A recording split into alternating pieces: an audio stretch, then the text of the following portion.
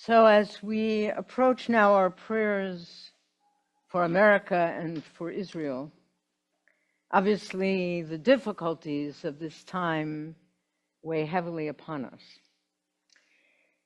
I want to remind us that this is also an extraordinary time.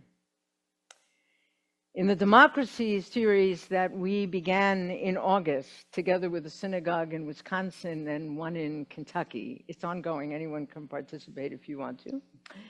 We had an opportunity to learn from Aaron Dorfman, who is the founder and executive director of A More Perfect Union, the Jewish Partnership for Democracy, a nonpartisan organization that encourages Jewish organizations of all kinds to invest in developing a culture of citizenry, right?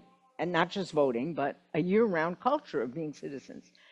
And he was asked a question in a side conversation in the breakout rooms. He was asked a question about self-identified one-issue voters who plan to vote in November solely for who they perceive as better for Israel, even if they otherwise would not support that candidate.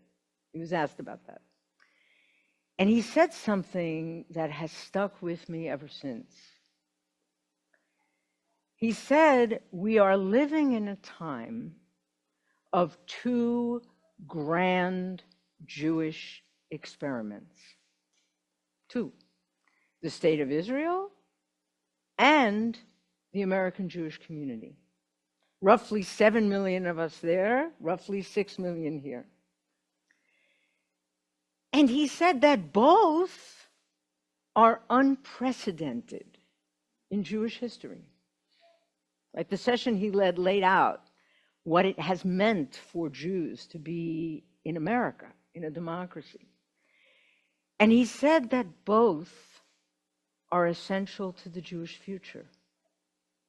His point, in response to the question, was that we can't sacrifice either for the other, right? Effectively putting all the eggs of the Jewish future in one basket. He said that's not a smart bet, right? Both need our stalwart support, and that seems wise to me.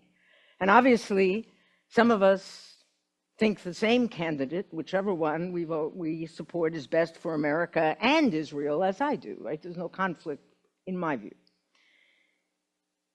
But I'll add to his point that as an American Jew, I personally feel a moral debt to America, where Jews have thrived and enjoyed religious freedom as in no other country anywhere, at any time in history other than Israel.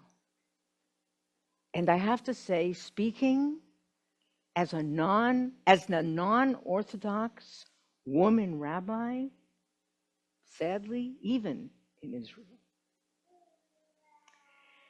I believe American Jews owe a debt to the First Amendment, the Establishment Clause, the Free Exercise Clause, freedom of expression, which has made this precious, amazing Jewish life possible, and God willing, will continue to do so. We have a duty to protect and defend it.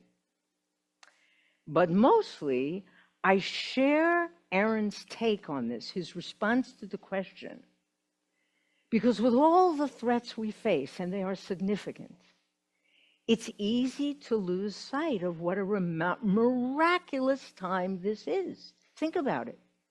Not one, two thriving centers of Jewish religious and secular life, each enjoying freedom to be fully and publicly Jewish, each generating different and equally beautiful expressions of Judaism. From the religious realm of Torah study and synagogues to gorgeous families and schools and summer camps and community centers, and justice and chesed organizations, and Jewish arts and cuisine, our secular impact on science and medicine and politics and on and on and on and on in both countries. It's amazing, right?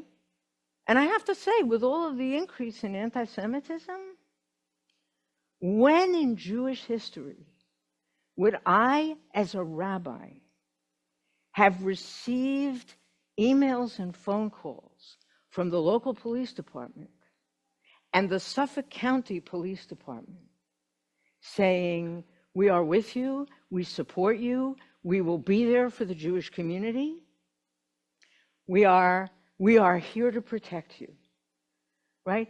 This is amazing. It's extraordinary, and it is unprecedented in Jewish history. And with all the difficulties, we should not lose sight of that. And so I want to say, as we turn to the prayers for our country and we pray with fervor for peace and safety and protection, for democracy, we should also pray with enormous gratitude for this amazing time.